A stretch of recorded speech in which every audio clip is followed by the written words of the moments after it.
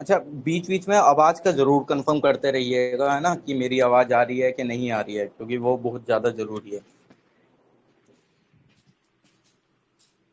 I hope अभी तो आ रही होगी आवाज, जितनी भी आ रही है। मुझे क्या कर रहे थे आ हम? रही है आरबीआई। सर। हाँ हाँ, आरबीआई कर रहे थे हम। आरबीआई का हमने ये कर लिया था। अबाउट सेंट्रल बैंक ये फैक्चुअल हो गया था, जितना भी था ये भी हो गया था। ओम्बड्समैन स्कीम के बारे में थोड़ा डिस्कस कर लिया था, ये भी कर लिया था।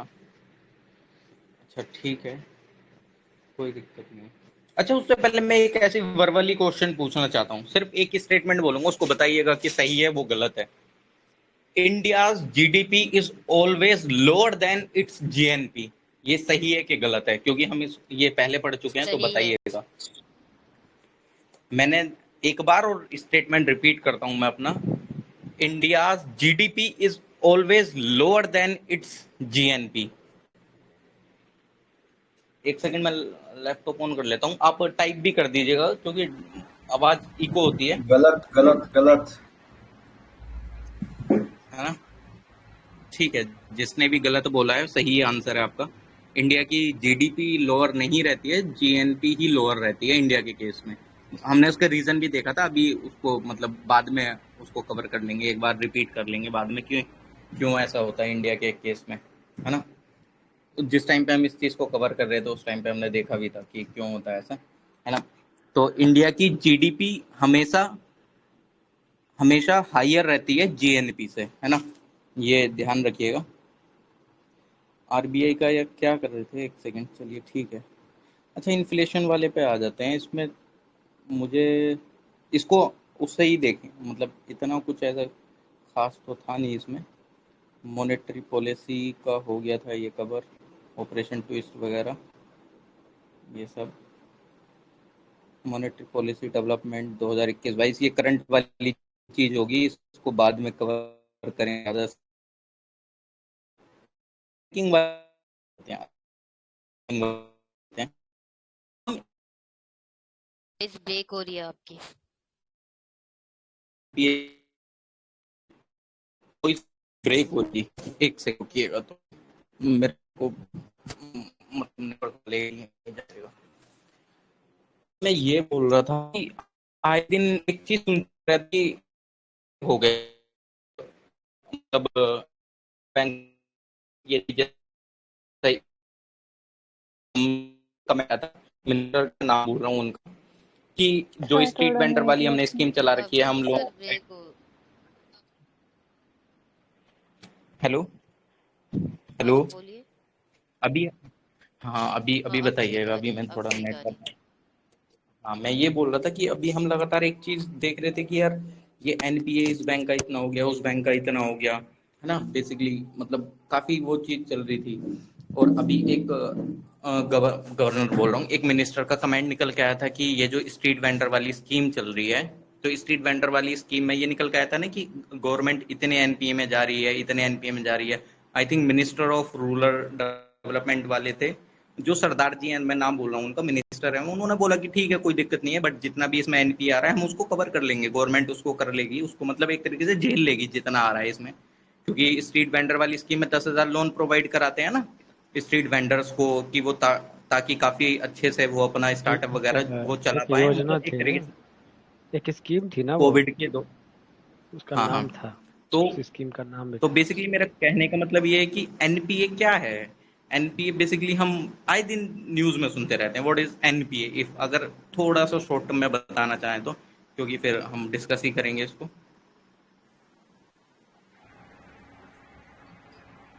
है ना? मैं बोलूं क्या? दो। कोई बताएगा? हाँ, बोलिए बोलिए आप, बोलिए जरूर अरे बोलिए। एस एस है इधर, गोल है सब। चलो ठीक है, बताते हैं। एनपीए का मतलब तो पता है, नॉन परफॉर्मिंग एसेट्स।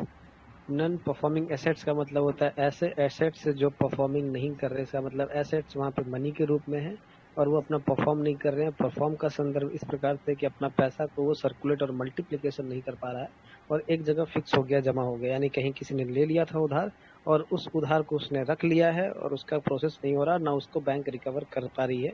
ठीक है, इसीलिए जब वो 90 दिन के बाद वो रिकवर नहीं कर पाती है तो वो एनपीए का एक मॉड्यूल होता है 0.1, 0.2, 0.3 ऐसा करके होता है, उस पर वो डाल देती है। ठीक ठीक है सर, मैं आपका पॉइंट समझ गया, आप जो कहना चाह रहे हैं। अच्छा, कोई और भी बोल रहे थे, प्लीज शॉर्ट में बोलिएगा, है ना, 1-2 लाइन में, क्योंकि थोड़ी आवाज इको होती है ऐसे। हाँ बोलिए आप। एक और बोल रहे थे ना शायद, मैं नाम तो नहीं देख पा रहा हूँ, बट आप प्लीज बोलिए आप। हेलो, अच्छा कुछ बोल रहे थे ना आप एनपीए के बारे में, कौन थे? मैं नाम नहीं देख पा रहा हूँ, फिर मेरे को नाम। अच्छा ठीक है, कोई दिक्कत नहीं, मैं बोल देता हूँ।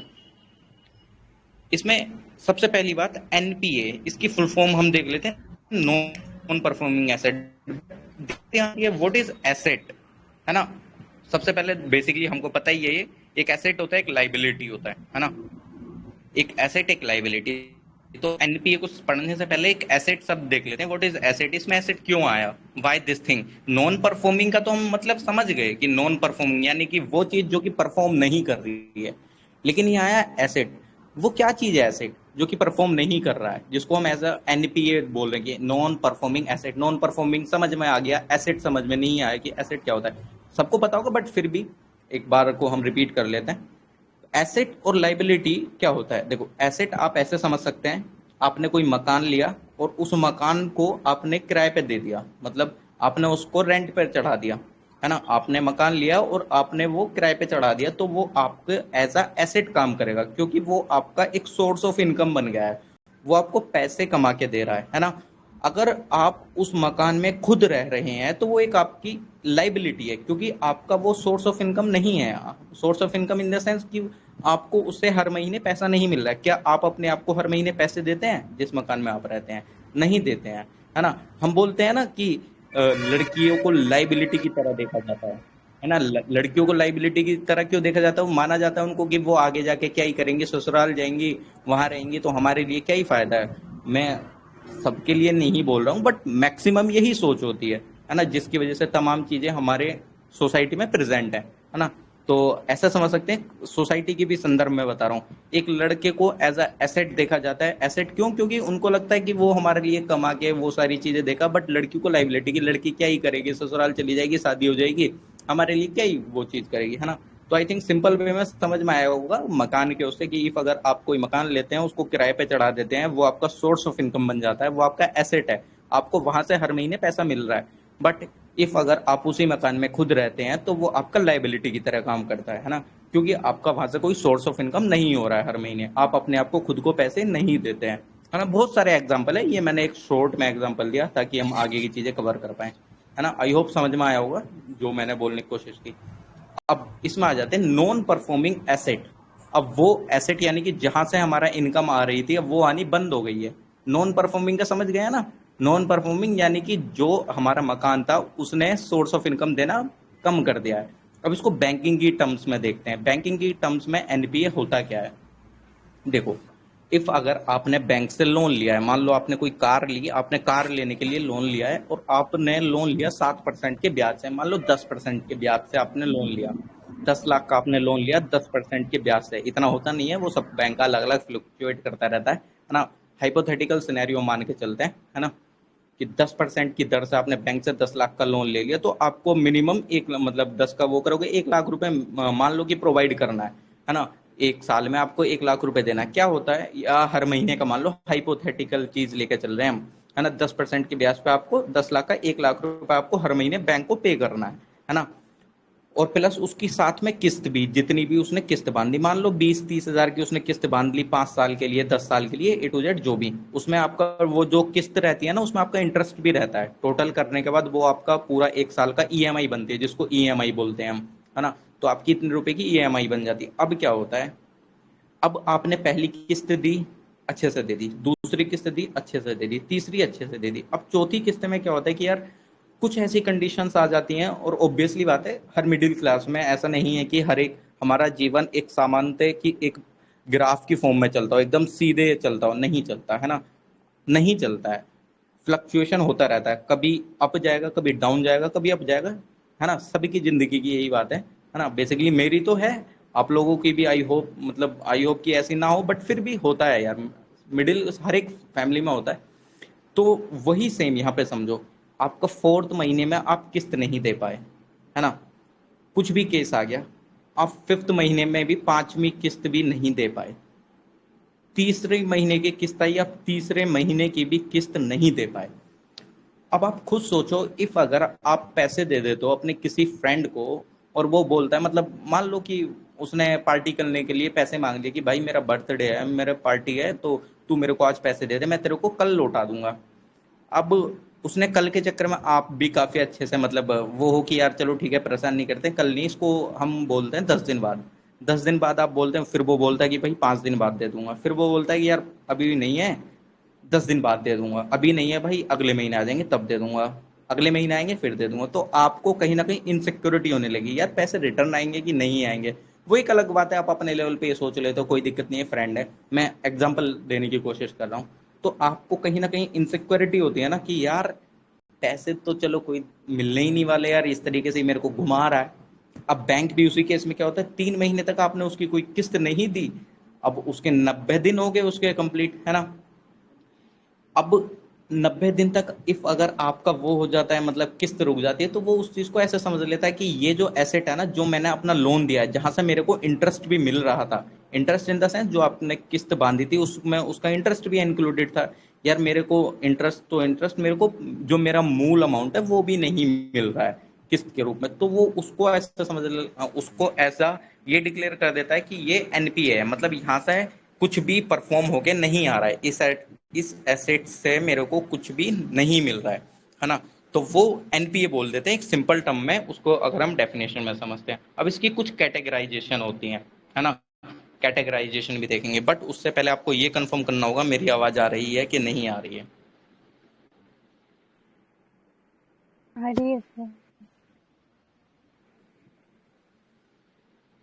आ रही है ना आप, आई थिंक, चलिए ठीक है, बीच बीच में कंफर्म करते रहिएगा। अरे यार कहाँ गई पीडीएफ, अच्छा ठीक है।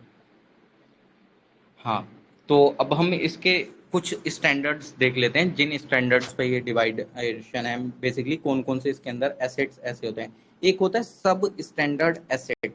अब ये सब स्टैंडर्ड एसेट्स क्या होता है, डाउटफुल एसेट क्या होता है, लॉस्ट एसेट क्या होता है, स्ट्रेस्ड एसेट क्या होता है ना, restructured loan, return of asset, तो है ना, इसको बेसिकली वैसे ही देख लेते हैं। ये देखने में तो काफी वो लग रहे होंगे, बट मैं सिंपल वे में इसको समझाने की कोशिश करता हूँ।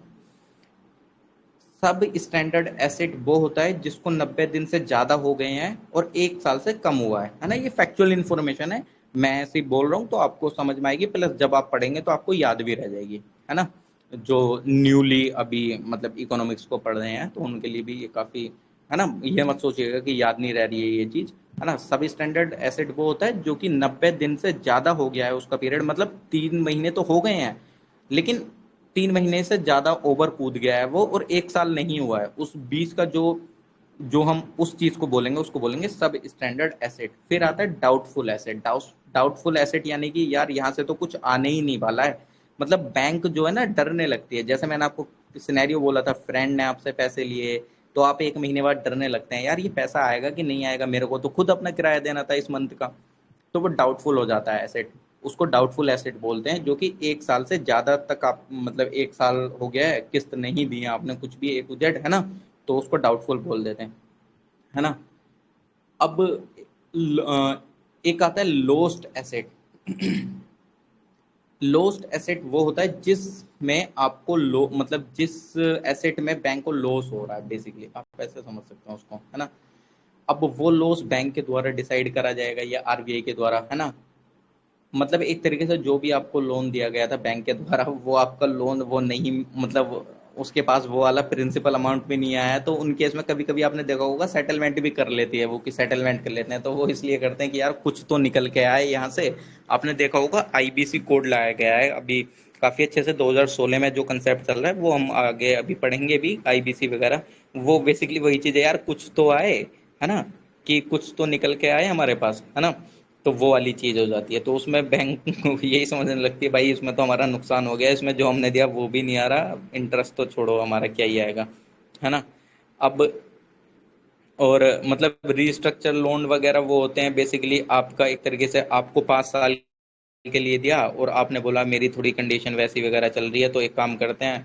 मतलब मैं एक सिनेरियो बता रहा हूँ, एक एग्जांपल लेके कि आपने उसका टेन्योर बढ़वा लिया है ना, A to Z कुछ भी मतलब उसको रीस्ट्रक्चर करा लिया कि एक काम करो सर आप इसको 10 साल के लिए कर दो, तो मैं आई होप मैं काफ़ी अच्छे से दे पाऊंगा, क्योंकि जो किस्त हो रही है ना इसकी 10,000 रुपये, वो मैं 10,000 रुपये दे नहीं पा रहा हूँ, मेरी जॉब वगैरह छूट गई है, तो मेरी जो जॉब नहीं लगी है वो कम सैलरी में लगी है, तो मैं 5,000 ही दे पाऊंगा। तो 5,000 से आप एक काम करो इसकी 10 साल तक की वैलिडिटी कर दो, मैं 10 साल के अंदर अंदर इसको पूरा कर दूंगा, है ना। या बैंक आपका इंटरेस्ट रेट थोड़ा घटा देती है, उसको रिस्ट्रक्चर कर देती है ना, इसके नाम से ही समझ में आ रहा है ना, समझ रहे हैं ना कि मैं क्या बोलना चाह रहा हूँ।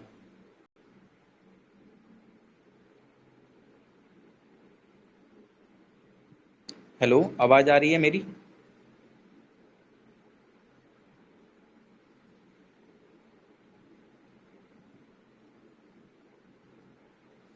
हेलो, मेरे को सुन पा रहे हैं? आपको आवाज आ रही है मेरी, मैं क्या बोल रहा हूँ? प्लीज कंफर्म कर दीजिए एक बार। आ रही है। अच्छा ठीक है यार, प्लीज यार ये आपका क्या बोलूँ मैं, एहसान रहेगा आप बीच बीच में कंफर्म करते रहेंगे तो, है ना। एक होता है return of asset, return of asset ऐसे होता है, मतलब आप ऐसे समझ लो इसको, जो लेंडर है ना, मतलब बेसिकली तो वो अगर मैं इसकी डेफिनेशन बताऊं, डेफिनेशन इस प्रकार है कि when the lender does not count debt money borrower owns to him then the asset is called written off asset। मतलब लेंडर उस मनी को काउंट नहीं करता है जो कि बोरोअर ने उसको दी है, और वो एसेट रिटर्न ऑफ एसेट कहला देता है। अब इसका मतलब ये नहीं है कि मैं इसको अभी सिंपल वे में समझाऊंगा, मैं सिर्फ आपको अभी इसकी बेसिकली जो डेफिनेशन है वो मैं बता रहा हूँ, इसको सिंपल वे में अभी समझेंगे कि क्या होता है। मतलब किस तरीके से, मतलब ऐसा समझ लो कि लेंडर कौन होता है, बेसिकली जो आपको पैसे दे रहा है ना, और बोरोअर आप हैं, है ना।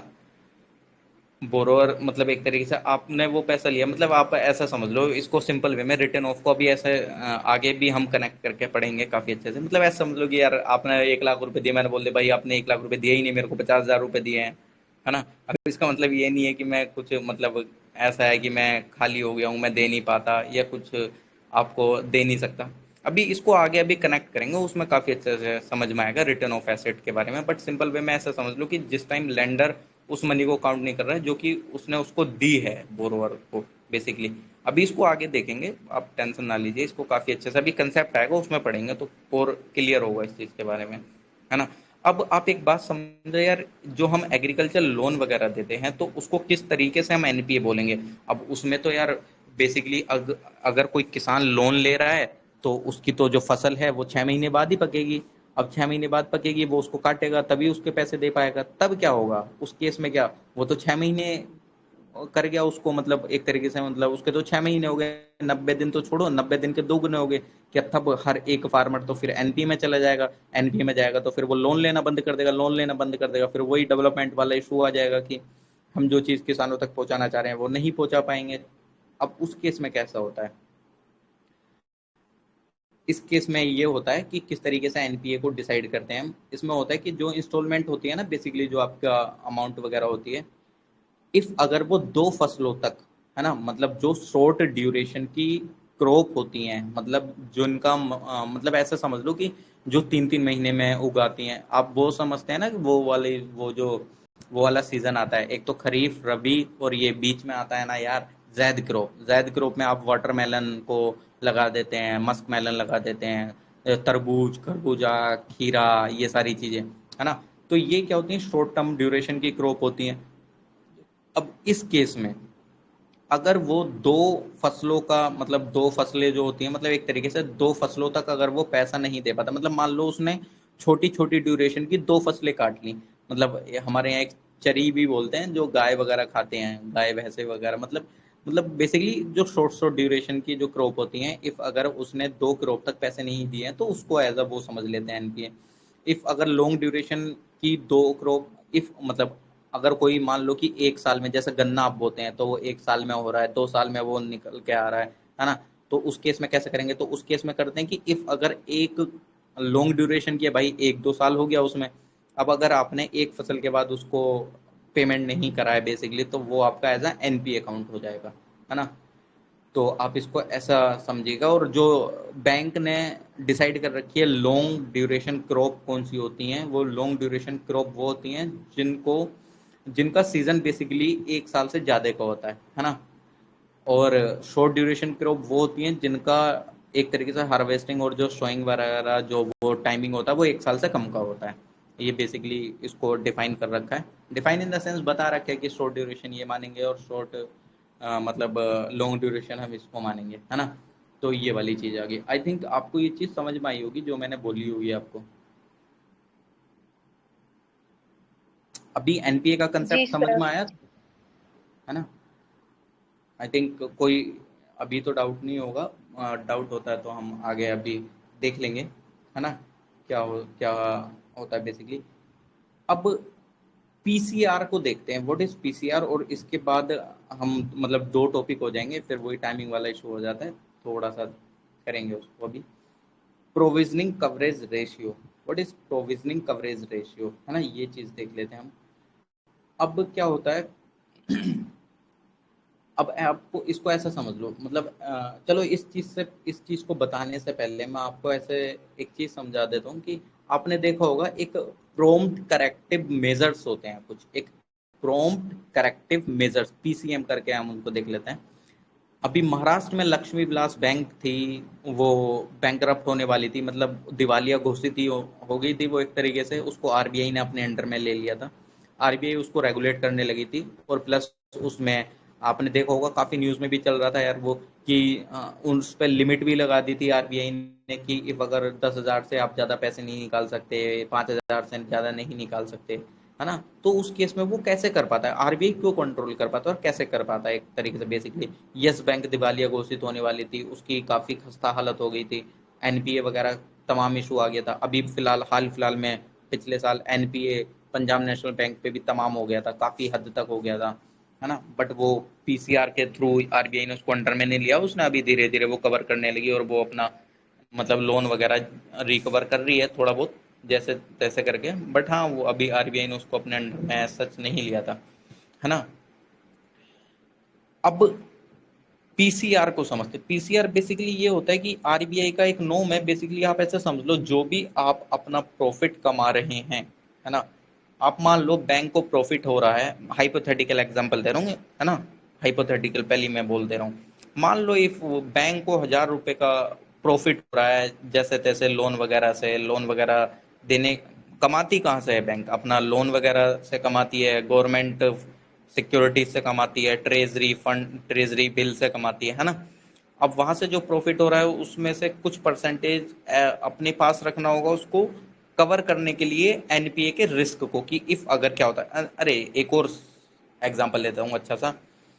इफ अगर आप बाहर रह के पढ़ रहे हैं तो आपके पास आपके पेरेंट्स आपको 10,000 रुपये भेजते हैं, तो मान लो कि आपके पास 2,000 रुपये बच जाते हैं, आपने सारा रेंट वगैरह देने के बाद 2,000 रुपये आपके पास बच गए।